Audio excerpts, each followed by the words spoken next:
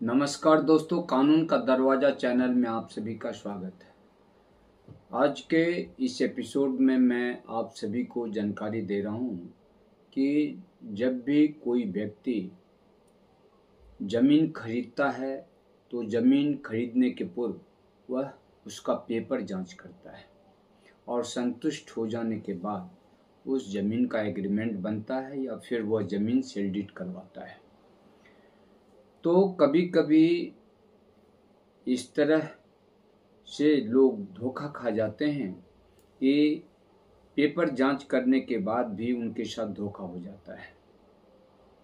इसी की कड़ी में एक घटना के विषय में मैं आपको बता रहा हूँ कि लोग जिस व्यक्ति से ज़मीन खरीदते हैं वह देखते हैं कि उनके नाम से जमाबंदी है कि नहीं, लगान रसीद निर्गत हो रहा है या नहीं, उनके नाम से लगान रसीद निर्गत है या उनके पिता के नाम से लगान रसीद है, और फिर लोग चकमे में आकर के ज़मीन खरीद लेते हैं।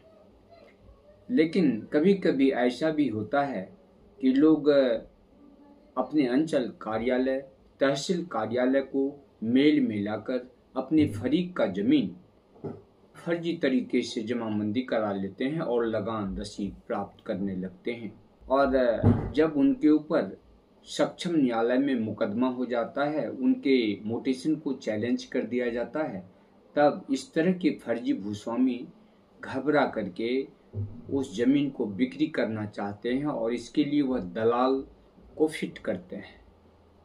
अर्थात आज के समय में कहा जाए प्रॉपर्टी डीलर।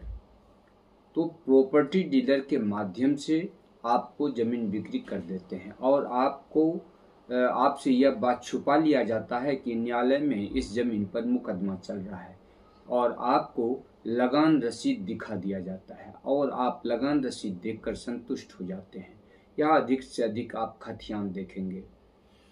और धोखे में आकर के इस तरह के लोग ज़मीन खरीद लेने के बाद न्यायालय की चक्कर लगाने के लिए मजबूर हो जाते हैं और काफ़ी परेशानी का सामना उन्हें करना पड़ता है।